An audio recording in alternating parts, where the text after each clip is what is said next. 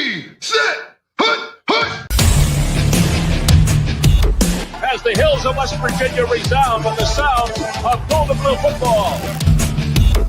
Almost heaven, West Virginia. Now let's bring on the Mountaineers. Goes around about the 15 to 10 to 5. A touchdown, West Virginia. He did it. He did it. Patrick White. Touchdown, Tay Von Austin. The Don Nehlen's Mountaineers enjoy walking in where angels fear to tread. I think you think that these guys are going to fall over dead for you. Well, I got news for you. They're going to punch you right in the mouth. It's Mountaineer pride! Nothing cheap, nothing dirty, but West Virginia football. West Virginia football. Leave no doubt tonight. They shouldn't have played the old Golden Blue. Not this night. They've done it. They've done it. A perfect season. And the Mountaineers, for the first time in history, undefeated and untied. Don Nehlen and his Mountaineers, for the second time, have finished a regular season with an unblemished mark. Ain't no stopping the Golden Blue.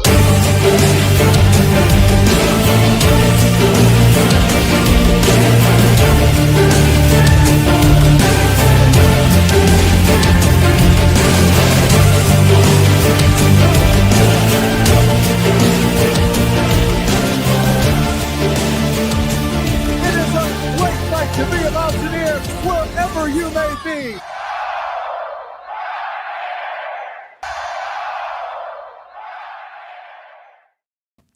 What's going on, Mountaineer Nation? Welcome into another live stream here on the Country Roads webcast. January 16th edition, as West Virginia has landed a couple late portal additions here just as the spring semester kicks off this week. A couple of guys coming in to help the defensive side, one of which is already here, enrolling and participating in winter workouts. We're going to talk about him momentarily. He's the most recent addition, came about probably about an hour or so before started the stream here.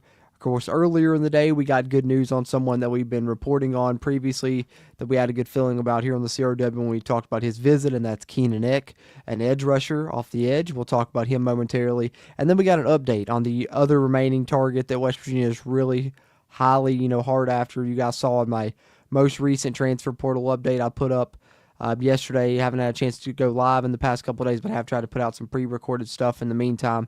And in between time, I did get a chance to put out a transfer portal update on the additions, of course, of the offensive lineman and quarterback that we talked about in a live stream here previously. But since then, of course, Jamori Robinson, the huge target, would be one of the best pickups in this entire transfer portal class, if not the very best. We're talking about the Defensive Player of the Year there in the American Conference, deciding between West Virginia and Virginia Tech. Give you an update on him momentarily as well. But first, we'll talk about Keenan Eck in a second, who committed to the Mountaineers. But let's talk about Jason Chambers, who announced he was committing to WVU earlier this evening as well. West Virginia continuing to try and shore up the back half of that defense. So let's pull up the transfer portal tracker here, where obviously before we get there to the transfers in list where we had his name, the transfers out list remains the same, but we did have another destination. Josiah Jackson did put out he's going to Garden City Community College there at the JUCO level. So he has his destinations. So the only two without a destination that we know of, Raleigh Collins and Jalen Anderson. But transfer in list with Jason Chambers, they went to 29, and of course Keenan Eck, we can go ahead and take him from our visitor list to our transfer in list as well, which would be 30 by my count here on the CRW transfer portal tracker. And that's funny because that coincides right with what I told you guys from the very beginning before I think we even received the first transfer portal commit, that we're going to see 30 to 40 transfers come in this class for West Virginia. And we've already gotten 30, and we're going to get more after the spring. We'll see. Hopefully West Virginia doesn't have too much movement out. But whatever happens, we'll be covering it there just like we have through this cycle. You can see videos or live streams on each one of these prospects. But Keenan Eck and Jason Chambers, the most two recent additions to bring the total to 30 currently. We'll talk about some of the names that have visited, and we'll talk about Jamori Robinson here in a bit. But let's talk a little bit more about Jason Chambers, because I think it's an interesting pickup. Obviously, West Virginia's done a great job this offseason, really focusing on the secondary here with a lot of these transfer portal additions, trying to really shore up that pass defense, because we know that's been a huge issue for WVU in recent seasons, particularly last season even, when you look at it that way. But as far as Jason Chambers, he's coming from Appalachian State, which the tie there obviously is Rod West, who West Virginia just hired to be the cornerbacks coach coming over from App State. So Jason Chambers has, according to Rivals, enrolled at West Virginia and is going through winter workouts. He's a 6 foot, 195-pound corner. Last season at Appalachian State, 2 passes defended, an interception, played in 11 games, also had 38 total tackles. Prior to that, he played at the HBCU there at North Carolina Central, where he was an HBCU first-team All-American. 3 interceptions and a forced fumble. His on-field efforts also made him a finalist for the Aeneas William Award, which is given to the top HBCU defensive back in D2. As a freshman, he made 27 tackles and broke up 7 passes. So he's another guy with 1 year of eligibility coming to WVU, like a lot of these pickups in this transfer portal class have been. But according to Rivals here in this article, over the course of his 3 seasons, Chambers appeared in 1,550 snaps, and he graded out a 76.1 overall, which is really, really impressive grade there. Played a total of over 500 snaps at App State, graded out at least 75 in each of those, and his high mark in 2023 was at 81.2. Over this career, he's been strong in the coverage department, hitting at least 71.3, which is big because, like we talked about previously, only one West Virginia cornerback last season was even at a 70 coverage grade, and his average has been at least a 71.3. But last year, his coverage grade was at 83.1, which far and away would have been the best coverage grade on West Virginia's defense last year. So that shows, a guy that kind of snuck in here under the radar. West Virginia is able to get him probably because the tie to Rod West, of course, but really maybe an impactful addition. We brought in a lot of defensive backs. It'll be interesting to see where they all slot and how the depth chart shakes out. But this is a prospect with a really high ceiling, I think, that could be, one of those lockdown type of corners, as we like to say here at the CRW.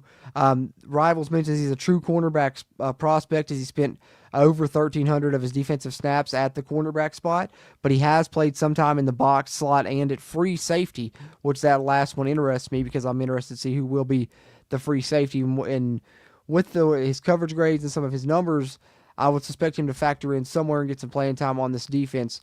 We'll see if it ends up being at corner or at safety and who ends up factoring in. There's a ton of defensive backs that have joined the Mountaineers, which we're excited to see, trying to improve that pass defense. So a little bit there about Jason Chambers. Now let's talk about Keenan Eck, a defensive lineman that we've talked about previously here when he was visiting, coming from the JUCO ranks. Just a bona fide pass rusher, guys, which is something that West Virginia hasn't had in quite a while, really. And so even though he's coming from a junior college, I think that you should be impressed by him.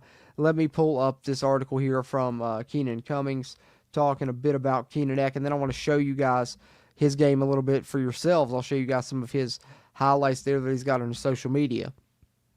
But Keenan Eck here, like I said, this from Keenan Cummings over at Rivals. 6'3", 225 pounds, emerged on the radar after Rich Rod took over because Jeff Castile and Jake Castile were the lead recruiters there. So interesting to get the father-son teaming up to land Keenan Eck here, the edge rusher. He's a California native, received a scholarship offer for the Mountaineers on the 11th, and of course took an official visit the day before to get a look. 6'4", 235-pound edge. There's what Rivals listed him at. He spent the past season at Citrus College, where he had 10.5 tackles for loss and 6 sacks, to show you a little bit of his capabilities there. Prior to that, he was at Black Hill State, where he had 8.5 sacks and 4 forced fumbles. He's being targeted as a boundary side edge or a linebacker in the West Virginia scheme, and the coaching staff was impressed with his athleticism as well as his coverage ability.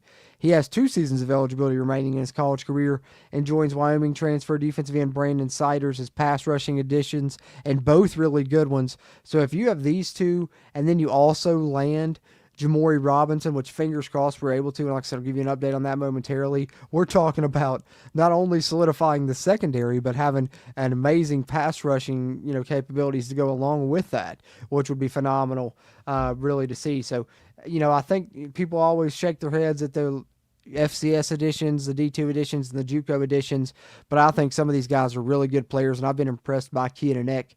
But I'll let you be the judge of it yourself. Let me pull it up really quick. I'm going to show you guys a couple of the plays from his highlight video on his social media here really quickly while we talk about Keenan Eck. And let you guys see for yourself. Watch him come screaming off the edge here, first play, and I believe the second play is similar as well from a different angle.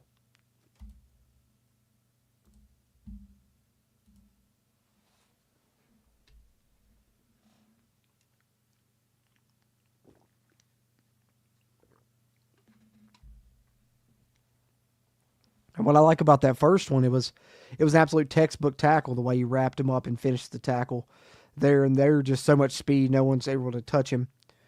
Here he is right here lined up, and those two bigger tackles there on him definitely have the size advantage.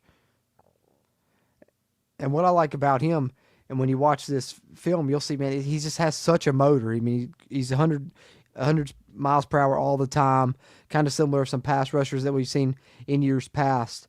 And I'm really excited about getting him and Siders, because both of those guys, you know, are just giving us kind of an aspect that we've been lacking in recent seasons, I think, as well. Watch the effort on this play. Not only comes all the way across the field, but absolutely delivers a blow to force the fumble, which leads to a touchdown for his team on that one. And then one more play here coming off the end, fighting through a block there. So I think you see a little bit that he's not only, you know, capable with the speed rush off the edge, which is obviously probably the best aspect of his game, but he also has a little bit to it to where he has a little bit more power than you'd expect. And I think he can play the run. And if he, you know, can get in there and get bulked up a little bit with Mike Joseph, which I expect him to be able to do, he can get a little bit more size on him to help him in that aspect. But if you look at pictures of the guy, he's an absolute, you know, 100%, you know, he probably has like 2% body fat on him. This guy is 100% muscle, and so I think that that's going to help him already. He's definitely strong enough. He might have to put on a little bit more weight. We'll see what the coaching staff decides, but also he's going to have to play coverage, so they want him to, you know, kind of keep that lean frame a little bit. But as mentioned in the Rivals article there, they were impressed with his athleticism and felt they could help him when they do need to drop him into coverage.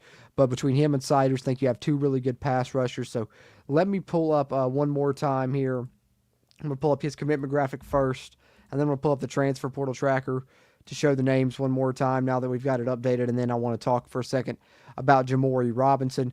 There you see the commitment graphic from Keenan Eck put on social media today. If you guys want to follow him, it's Keenan Eck 14 there on X. But as far as the transfer portal tracker is concerned, let's go ahead and pull that back up here. Because like we said, 30 names coming in for the Mountaineers. So, you know, pass rushers, you're looking at Keenan Eck. You're looking at Braden Siders, both those guys, kind of edge players. And then, of course, you're targeting Jamori Robinson, we're talking about in a second.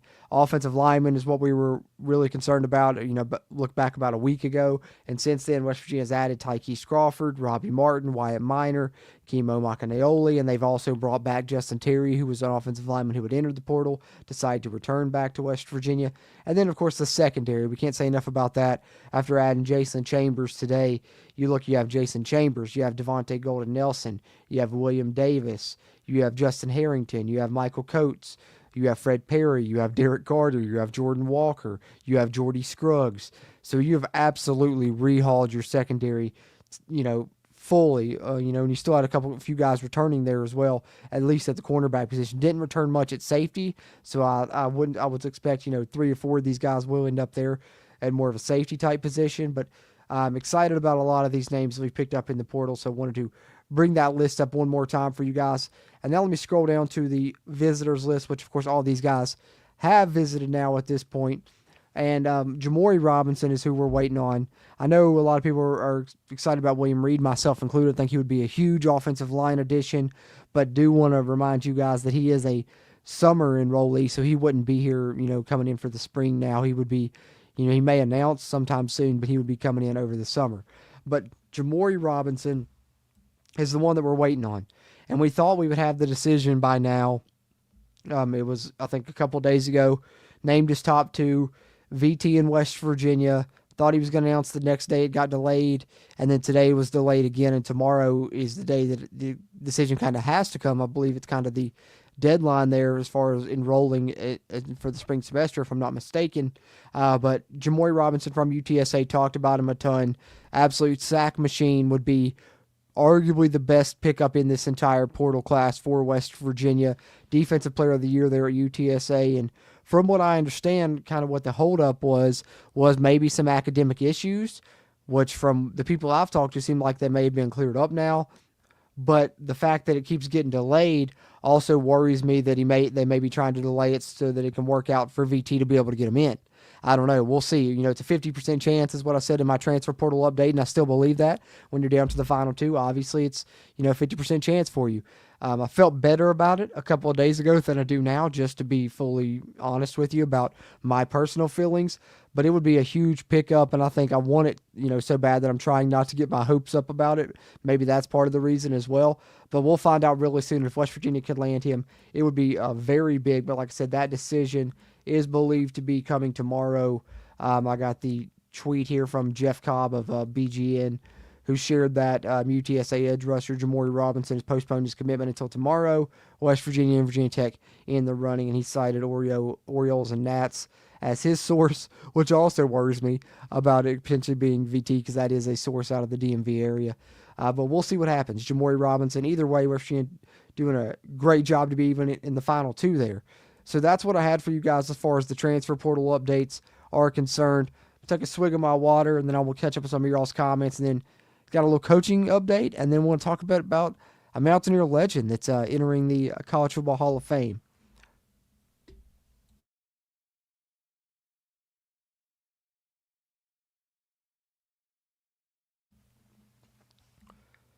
Hey, do got a super chat from my guy Big Dan T. Always appreciate you, man.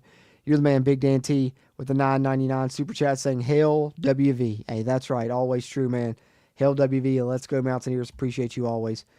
Big Dan T, loyal to tune in and chime in here. And he's also a channel member. As you guys may see, some people there with the helmets beside their names, the loyal channel members here in the chat. Appreciate you guys always with your support. You can become one of those by hitting the join button. You can get access to bonus content. If you want to support us that way, it always helps keep this mic recording and keep that camera rolling is what I like to say. But if you can't do that, the fast, easy, and free way, just take a second out real quick. Hit the thumbs up button on the video. That'll help us a ton.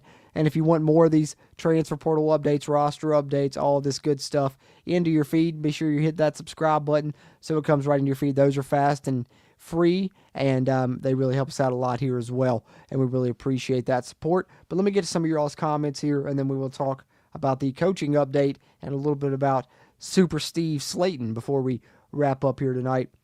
Dime Drawer 4 says Eck looks the part. That is for sure. Indeed, I agree with that. Channel member WVU Mountain Layer with Kenny says 6'5", 240 pounds. Gotta love that size. Channel member Kenny Evans says, just want to see West Virginia relevant again. Not to be the old Kansas and Randy like we've been lately. 100% agree, man. 100% agree, and I think we're on that path. It seems like we're really invested in it with the staff we brought in, with the players we're going after and bringing in as well. I think we're super invested in it. Channel member Nathan Scott, what's going on, Nathan? Good to see you, bro. He says, let's go. Let's go, Mountaineers, indeed.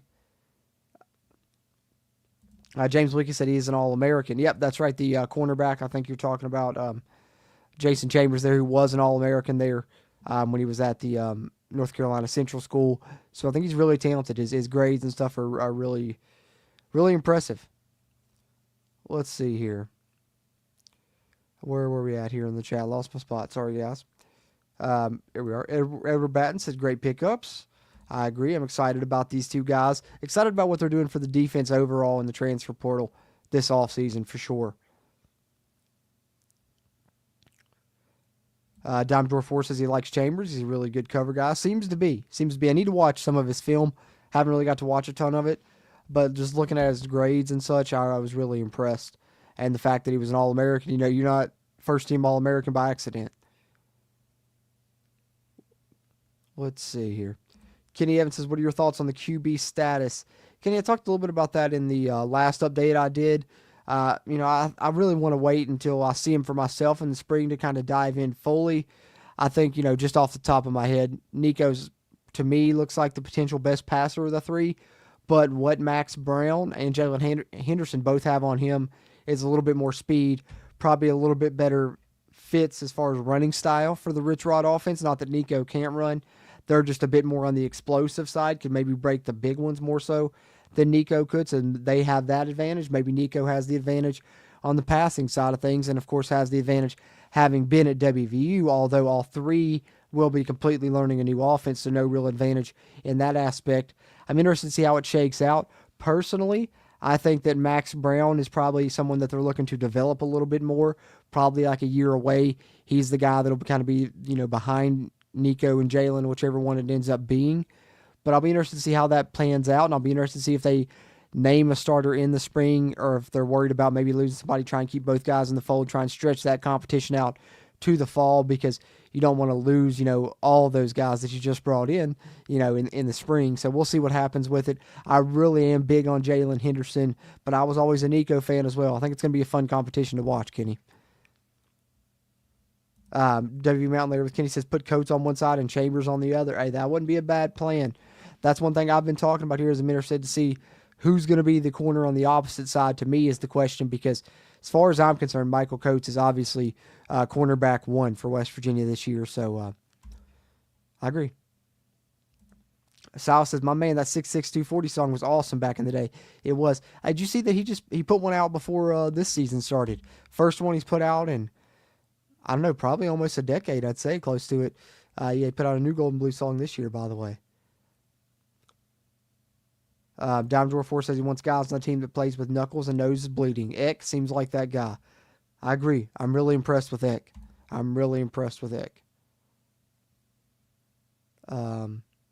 Overworked, underpaid. Channel member, appreciate you. Says, can't wait for spring ball, let alone the season. See some elite play on the horizon. Let's go. Hey, let's go Mountaineers, overworked, underpaid. I think you're right about that.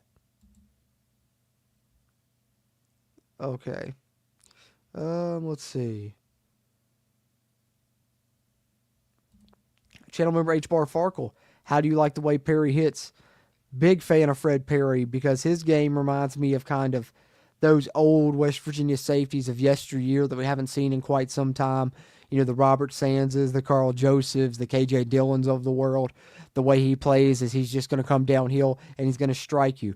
And I love that to his game. He's a bit of a headhunter, and I love it. I think that we need that kind of swagger. We need that kind of physicality and attitude to our defense and back to our team as a whole, to be honest. So I think having him as a part of the team is going to really help that hard edge culture.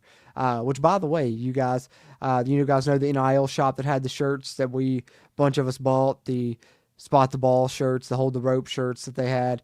I think Steven got the Bring Back Glossy helmets. We've both worn those on the stream.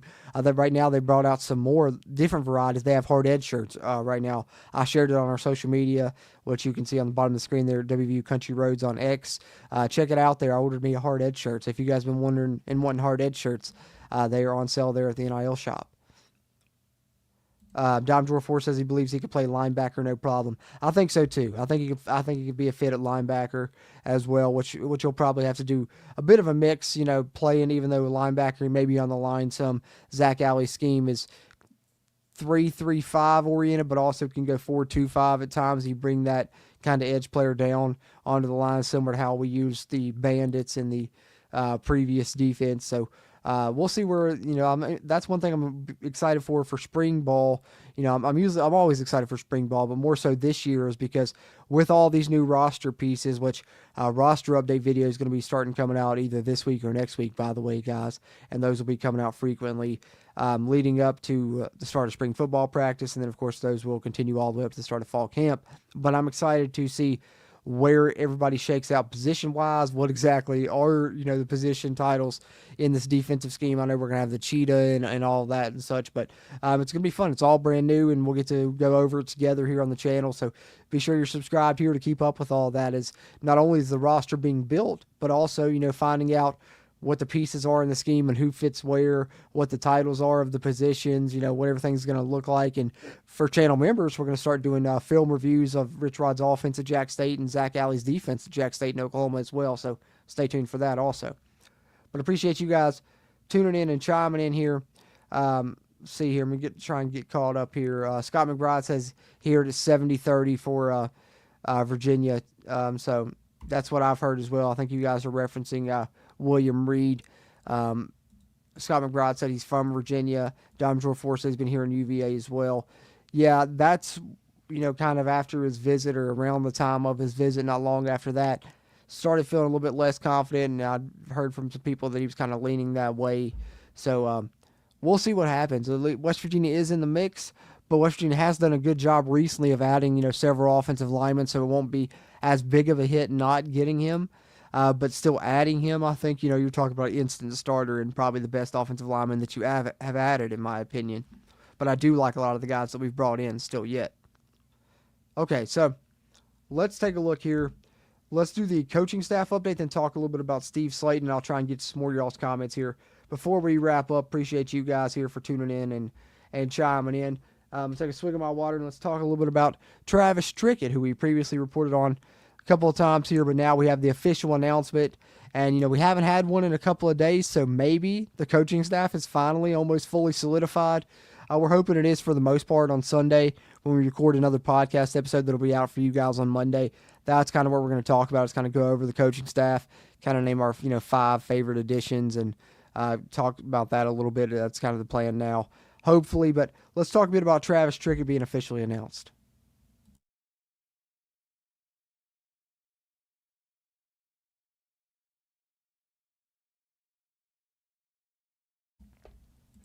All right, so this came out a couple of days ago now. You see January 13th, actually, the official date. And, I haven't done a live stream because I feel like, there was only like this news story one day and then another news story one day. And, just a couple didn't feel like it warranted enough for a live stream. And if I don't have enough to where I feel like I can come on here and make it a good show for you guys, I won't come on here. Sometimes it'll mean I'll do a pre-recorded video if it's just something small I want to talk about. But I'll still try and do live streams often throughout this offseason, guys, as much as possible. May not be every day as much often as it was building through the roster and, the coaching staff, but hopefully at least, 2 or 3 times a week, if nothing else. But Travis Trickett announced on January 13th as senior offensive assistant. Rich Rodriguez has announced the hiring of Travis Trickett as the senior offensive assistant on the coaching staff. Travis spent time on the football staff from 2019 to 2021 as tight ends and inside receivers coach before becoming offensive coordinator at USF, and then spending the last 2 seasons as offensive coordinator at Coastal Carolina, where he helped the Chancelleers to an 8-5 record and a bowl win in 2023, and they ranked 19th in the nation in completion percentage and 23rd in passing efficiency. So, bringing in someone that's previously been a coordinator for, a senior offensive assistant role, much like you did on the defensive side where you brought in someone that was a defensive coordinator for a senior defensive assistant role, just shows the money involved that's put together in trying to make this a really stellar coaching staff. And I'm really excited about getting Travis Trickett back, a lot of which for his recruiting prowess. This is a guy that's going to do a great job recruiting in the South, recruiting in Georgia, getting us back into South Florida where we're going to do an awesome job again with this staff. So really excited about Travis Trickett coming back. And then a little bit here to wrap up his bio. Trickett started his coaching career as a student assistant at West Virginia from 03 to 06 before spending a year as a graduate assistant in Alabama and 2 years as a graduate assistant at Florida State. So he's worked on the staffs of Bobby Bowden, Jimbo Fisher, Nick Saban, and Rich Rod in his young career. He's a native of Hattiesburg, Mississippi, earned his bachelor's degree in business administration and marketing from West Virginia in 2007, and his master's degree in sports administration from Florida State in 2009. He and his wife Tiffany, who's also a WVU graduate with a bachelor's degree in nursing, have 3 children, Maverick, Camilla, and Holden. So Travis Trickett back at WVU as the senior offensive assistant. There is the coaching staff update that I had for you guys. Now that one is now official and seems like we are rounding out this coaching staff. The other thing that we had to talk about was a Mountaineer legend heading to the College Football Hall of Fame. The 2025 class was announced, and Steve Slaton is a part of it, along with some other names that are familiar to Mountaineers. Of course, Nick Saban being a big one there. I think I saw Michael Vick's going in as well from Virginia Tech. So, some names that make you feel kind of old to know that they're already eligible for the Hall of Fame, for one. But, of course, Steve Slaton is the big one that's important to us and well-deserved. What a career he had over his 3 seasons from 05 to 07. And this is on the WVUsports.com website here, the official press release. The National Football Foundation and College Hall of Fame announces Slaton as WVU's 7th Hall of Fame player inductee. And then we get the statement here from Rich Rod. I'm so excited for Steve, and what a great honor for him. Rich Rodriguez said, when you look at the 2005 to 2007 years, there was not a better running back in college football than Steve Slaton. When he is inducted in the College Football Hall of Fame in December, it will be a special day for all Mountaineers. Announced on ESPN's College Football Live, the 18 All-America first-team players and 4 standout coaches in the 2025 class were selected from a ballot of 77 players and 9 coaches, and 101 players and 34 coaches from the divisional ranks. So they announced that there's the, of course, quote from Archie Manning when they announced it, and a little bit here about Slaton, a little bit of a bio here. And come back here. Steve Slaton, an elusive running back who torched defenses with his explosive speed. Slaton led West Virginia during one of the most successful periods in school history. The Levittown, Pennsylvania native now becomes the 7th Mountaineer player to enter the College Football Hall of Fame. He was a unanimous first-team All-American in 2006 and finished 4th in Heisman Trophy voting that year, and was a finalist for the Doak Walker Award, which of course is given to the top running back in college football. Set the WVU single-season rushing record with 1,744 yards, and he also had 2,104 all-purpose yards in that 2006 season. Made an immediate impact as a true freshman in 2005, where he set a Big East record with 1,128 yards, including a memorable 6-touchdown performance in the triple overtime comeback against Louisville. And then how could you forget the MVP performance in the Sugar Bowl against Georgia, where he ran for over 204 yards on the SEC defense and 3 touchdowns. He was named Big East Rookie of the Year and a first-team freshman All-American. And then in 2007, his final season, still got over 1,000 with 1051, and so that was 3 consecutive 1,000-yard seasons for Steve Slaton there. During his 3 seasons, West Virginia's record was 33-5, winning 3 consecutive bowl games, the 2006 Sugar, the 2007 Gator, and the 2008 Fiesta Bowl upset of Oklahoma, and boasting final national rankings of number 5 in 2005, number 10 in 2006, and number 6 in 2007. So crazy. 3 top 10 finishes in a row. The run included 2 Big East titles in 2005 and 2007, and the winningest 3-year period in WVU history, and the second best record in the nation over that 3-year period. A 3-time All-Big East performer, Slaton finished his career as WVU's all-time leader in total touchdowns, rushing touchdowns, and points scored by a non-kicker. He and Pat White formed one of the most prolific rushing duos in NCAA history, each surpassing 1,000 yards rushing in consecutive seasons as just the 3rd pair to ever achieve that feat. He rushed for 3,923 yards during his career, adding another 805 receiving to total 4,775 all-purpose yards. Finished his career as the NCAA's active leader in points per game, with multiple spots in the conference and school record books. Of course, went on to be drafted by the Texans, concluding his career with the Dolphins in 2011. Then spent some time in the CFL. Of course, the College Football Hall of Fame induction comes after being inducted to the WVU Hall of Fame in 2018, but now forever in the College Football Hall of Fame. Only the 7th Mountaineer to ever be there, so a big achievement. And you see some of the other class there that will be joining him. Some familiar names there that you may know: Michael Strahan, Michael Vick, among some of those. Larry Blakeney, Irby Meyer, and Nick Saban among the coaches. So the other Hall of Famers for West Virginia, as far as players are concerned: Darryl Talley, Joe Steinhardt, Ira Rat Rogers, Sam Huff, Major Harris, and Bruce Bosley. So Slaton joins that list. And, of course, West Virginia does have 5 coaches that are College Football Hall of Famers, though: Bobby Bowden, Frank Signetti, Alfred Greasy Neal, Don Nealon, and Clarence Doc Spears. So we have that for the press release, and then I wanted to share, of course, this video kind of talking a little bit about Slaton during his career. I believe this is from one of the great season highlight DVDs they used to do, which are always usually on display. I think the football ones are over here, the basketball ones are over there, but I always used to get those and collect them. But I think this was a featurette from that, but nonetheless a great time to share it. And WVU football account shared it, and anytime the WVU media team puts out great stuff, I try and share it here with you guys. So let's take a look here at this clip.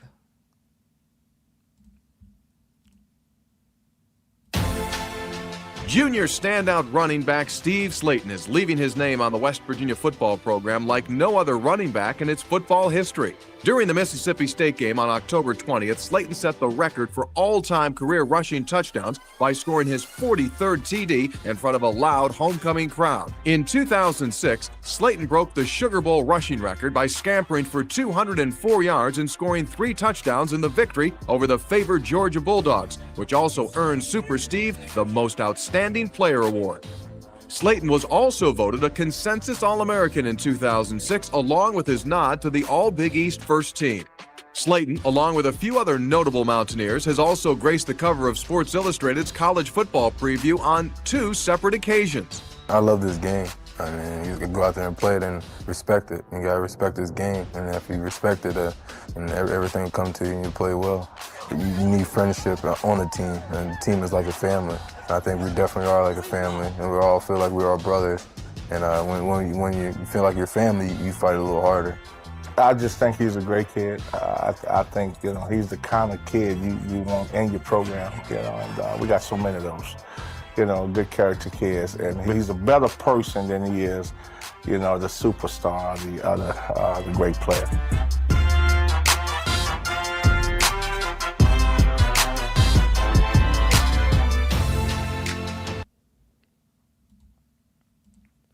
Good stuff there, reminiscent, and a little bit of a tearjerker there, seeing the late Calvin McGee, rest in peace to a legend there as well. But shout out to Steve Slaton, man, forever a West Virginia legend, only one of 7 Mountaineers now in the College Football Hall of Fame.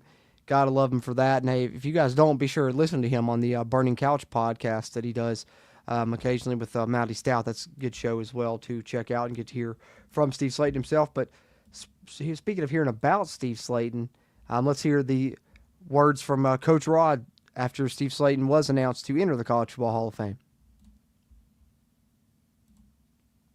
Congratulations, Steve, on being elected to the College Football Hall of Fame. So well deserved. I know all your teammates, all the coaches are so proud of you. A great player, a great teammate, a great member of the West Virginia football family. Congratulations, Steve Slaton.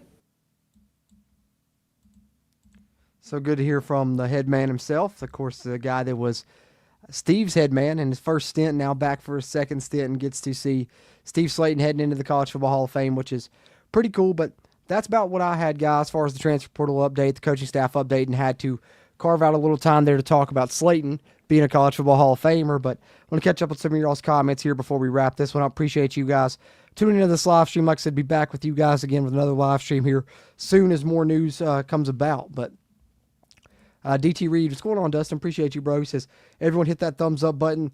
Let's go, Mountaineers. Indeed. I really appreciate the suggestion there. And if you haven't yet, take a second.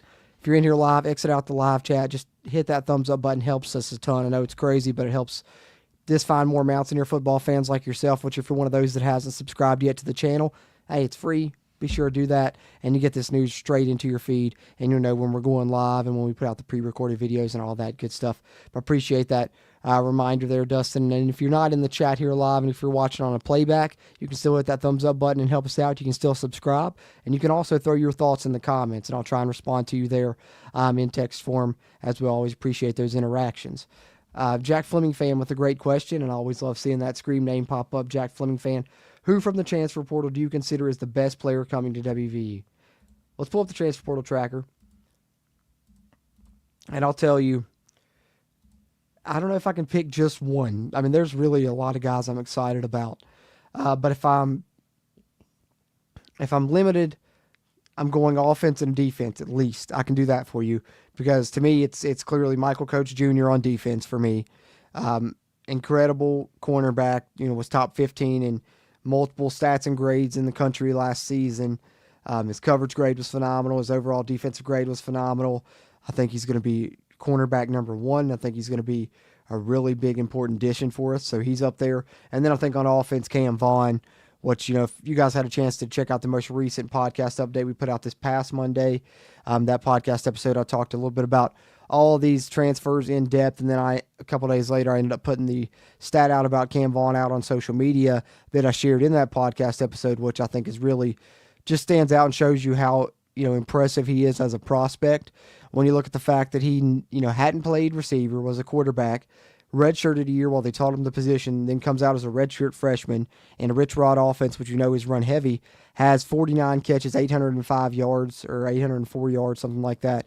Either way, over 800 receiving yards, which is something that never happened for any receiver for us in the Neil Brown era. Never had a receiver hit 800 yards, and he does it as a redshirt freshman. Now comes to WVU, so I'm really excited about him. That's probably my top two personally. I don't know if I can narrow it down to one, but there's a lot of guys I'm really excited about. Some of them we've talked about: Ty Edwards, Chase Wilson, Braden Siders, Michael Harrington, Fred Perry, Jalen Henderson, just to name a few off the, just right there at first look at the list. But my top two, I think, would be Cam Vaughn and Michael Coach Jr. For me. But great question, Jack Fleming fan. Appreciate that question. Chad WV fan 1 says, just joined, but any word on the UTSA guy? I talked about it a little bit earlier, Chad. I know you said you just joined there, but pretty much tomorrow he's going to be making his decision. It's us or VT. There were some academic concerns. From what I understand, those have been cleared up and everything's good to go. So the fact that it was delayed does worry me, that he might have been trying to get it cleared up to potentially go to Virginia Tech. I think I saw someone mention in the chat their defensive coordinator situation is still in flux, so maybe that could help us as well. Maybe he was trying to wait to see who they named there, if he could find out who that was. It was maybe going to make him, help him make his choice. But West Virginia definitely in the running. We'll see what happens, and that would probably be maybe the answer to your question then, Jack Fleming fan, if we were to land Jamori Robinson, which I hope we do, man. VT beat us out and got Antoine Powell-Ryland year before last, and he was really impactful for them as a pass rusher, so I would hate for them to beat us out again. But Jamori Robinson, really talented.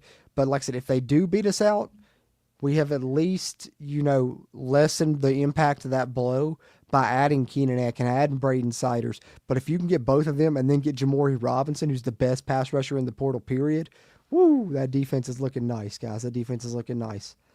Dom Drawer 4 says, spot the damn ball. That's right. That's right, Dom Drawer 4. W Mountain there with Kenny says he believes that the Coates and Perry will be leaders of the team. I could see that. Eric Flowers says I'm too pumped to walk around with a hard edge shirt. I did get 2 spot the ball shirts. I like it. I got the spot the ball, the hold the rope, and I did just order a hard edge. So, I should have got 2 with a hard edge shirts. That's a smart move because I got a gold and a blue. I might have to do that. I think I got the blue. I'm going to have to go back and order a gold one. Yeah, Nathan, there is the hard edge shirts. They're on, you can find them on my social media. I retweeted the tweet there from the NIL shop where they shared them. It's there on the at WVU Country Roads there on X, Nathan. Hey, that's right, Dime Drawer 4. Get Trickett down to South Florida. 2026 will be here in no time. Get some of those South Florida wideouts. Hey, that recruiting in the South's about to skyrocket with Travis Trickett in tow. I'm telling you guys, we're about to have some really good classes coming up for sure. Pat White is not in the College Football Hall of Fame as of now. I know. Maybe he will be an entry, in the future, but I don't know, because I know the one reason that he doesn't have his jersey retired is because one of the requirements is being a consensus All-American, and he never was a consensus All-American where, Steve Slaton actually was. And if that's a requirement for College Football Hall of Fame, that may be why Pat White's not in there. I'm not sure what the requirements are for that, but, I know. Surprising, man. It's surprising. Pat White, unfortunately, was the victim of not being a consensus All-American because he played at the time of some other really good quarterbacks. Mainly, the one that comes to your mind is Tim Tebow was playing right around that same time too. So, he couldn't necessarily get first or second team on all of those teams to, get that honor of consensus, which stinks because he should have, in my opinion. Nate Scott says Rich Rod will get in one day. I could definitely see Rich Rod as a College Football Hall of Fame coach. Mountaineer Athlete says he's going to go with Coates Jr. and Golden Ellis as starters at cornerback and Perry and Harrington as starters at safeties. What do I think? I could see that. I don't know if I see Golden Nelson necessarily. I mean, he could. He's going to have a chance as good as anyone. I just don't think he would be my favorite. I think that maybe the young man we brought in today is going to factor in there. We'll see. But I also think KK Tarnu, to me, is the dark horse there to be the other starter at the outside cornerback position.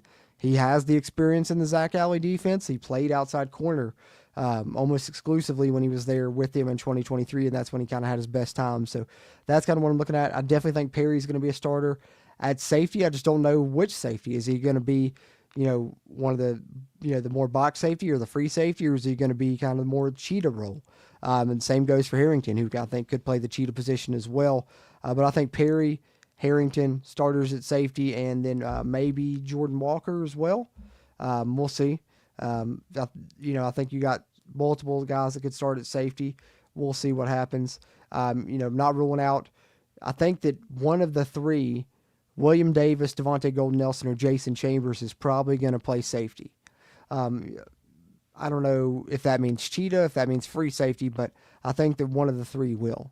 I think that one of the three will play safety. Let's see. Do you think that the Charlotte transfer quarterback is Rich Rod getting him to switch to wide receiver like he did with Vaughn? I haven't heard that at all, Josh. But, you never know what Rich Rod may do. But I think that he's going to be a quarterback, personally. I think that he's got a little bit of talent there, and maybe Rich Rod can bring it out. That's what people were talking about, and one of the things I mentioned when Max Brown committed is, look at Jack State last season. No people were expecting Tyler Huff to be the starting quarterback there, coming up from the FCS, and he's the one that surprised and won the job and had the amazing season. So I think you can't count Max Brown out. I'm personally thinking he's going to be a little bit more, need a little bit more development time, and maybe he'll be a quarterback in a year or so, since he is, coming in with the multiple years of eligibility. But you never know what could happen. But I think that he'll be quarterback personally. Dime Drawer 4 says he wants depth in the secondary. We have it. It looks like for now. It just depends on if all these guys stick around post-spring, if they like where they're used, how they're used, where they end up. We'll have to wait and see on that now moving forward. As Mountaineer Athletes here, right on cue, says, channel member, thinking along the same lines of thinking as me, that some of the portal guys may leave if they don't win the starting jobs. And I think that's one thing we have to take into consideration here, guys, because some people have wondered, why are we getting so many of this position? Why are we getting so many of that position? One, you're pretty much overhauling an entire roster. We only returned 2 or 3 starters on both sides of the ball, so you needed to bring in a bunch of guys. And number 2, I think that the aspect and the mentality of this coaching staff and Rich Rod and company is, let's bring in, anyone that we can get in within reason that we can afford to, that we think can be a good player. Let's get him here for spring ball. Let's try him out in different positions. Let's try open competition at all spots. Let's coach these guys up hard in winter workouts. Let them know how hard-edged this program is going to be, how tough they're going to have to be to make it, how in shape they're going to have to be, how they're have to have top-level conditioning to do this up-tempo style. And we're going to see, and we're going to weed them out as well, because some guys aren't going to want to be coached hard. Some guys aren't going to want to do the conditioning to run this up-tempo offense. And so, in the spring, you have the opportunity to maybe say, hey, that guy's he's not going to be a fit for this culture. So not only, are you talking about some of the guys not winning the starting jobs, maybe leaving it, also the coaching staff has afforded some opportunities with the big amount of guys that they've brought in to kind of pick and choose and then see where they are and say, hey, okay, we have a hole here, here, and here. Let's go out, hit this portal hard in the summer and fill these needs, these specific needs, versus right now in this window where they really kind of were overhauling the entire roster and just kind of bringing in everybody they can. If that makes sense, guys. I think that's a bit of the strategy right now by this coaching staff. Just me reading the tea leaves, have no absolute, insight into that. That's just kind of the way that I see it playing out, because I certainly think it's going to be open competition at all spots, and they kind of want the best man, not only for the job player-wise, but that's going to be the best fit for this culture. And that's why they're not scared to go get players from anywhere. Because if you guys remember, the first time Rich Rod was here, we kind of did that. The Owen Schmitz, the other guys that were counted out, the island of misfit toys is what he referred to it a lot. And he doesn't care to recreate that if he has to, but he is also bringing in a lot of talent. I'm interested to see how it all shakes out here once we get to the spring, for sure. As Dime Drawer 4 says, they are definitely going to be in shape, for sure. Mountain Rathley says he feels bad for Nico for losing the starting job, which is possible. Henderson is coming to start, he thinks. I understand that if you're a Nico fan, why you feel bad about it, but I think the one thing to keep in mind there is in this Rich Rod offense, the quarterback is going to run a lot, and so we're probably going to end up playing both quarterbacks, not necessarily, I'm saying, by design, which, it's still an option. You never know, that could happen as well, but I think you look over the history of Rich Rod, as much as he runs his quarterback and uses him in the run game, a lot of times they don't make it through a full season. They miss a game here and there. We see all Jarrett Brown lead an overtime win over Rutgers and pop up time and time again there throughout his tenure here. Last year at Jack State, Tyler Huff missed a couple games there towards the end of the season. His status was up in the air even for the conference championship game. So I think that hopefully whoever loses that job still sticks around, because they're still going to be a factor on this team, whether it's Henderson or Nico. Yeah, Dimes War 4 says they'll definitely be in shape. This ain't no 7-on-7 drills. It's West Virginia football, nothing cheap. Hey, that's right. That's right. Just like the great speech, man. Just like the great speech, the great Rich Rod speech. But hey, you guys have been awesome in here tonight. I'm going to wrap this one up. Don't want it to run too late. I know some people may have to work tomorrow. I think I saw channel member WVU Wildman82 hop in here before the stream started, say he couldn't make the show. 3:30 comes early, but hope you're watching the playback WVU Wildman82 when you hear this shout out. Appreciate you being a channel member and sharing some of the cool emojis there in the chat as well that channel members have access to, which is really cool, and appreciate you. Appreciate all you guys that are channel members, and I appreciate everyone that tuned in and chimed in here live, but I also appreciate it if you're watching on the playback. And if you're doing that, be sure to hit the thumbs up button before you head out and leave your thoughts on the comments on any of the transfers or, the coaching staff news or anything you got there. If you want to congratulate Super Steve, we appreciate the comments, those interactions here on the CRW. Like I said, I'll be back live again maybe tomorrow, guys. I'm off work, so if any news does pop off tomorrow, I'll be able to go live, maybe even midday or something like that. We'll see what happens, but I will be live again with you guys again soon, and we'll have another podcast episode coming out over the weekend or most likely on Monday. But nonetheless, those are some things to look forward to, and some more news potentially coming out tomorrow on the transfer front. Hopefully, we'll keep our fingers crossed for good news on Jamori Robinson. Before I leave you, I do want to share this, though, just to let you guys know that, hey, we're this close to spring ball, guys, because winter workouts has kicked off. The spring semester is starting. We're hoping to get these late transfer additions, but, hey, the Mountaineers are working. So here's a nice little clip the West Virginia media team shared to let you guys know the process has begun here for the 2025 edition of the Mountaineer football team.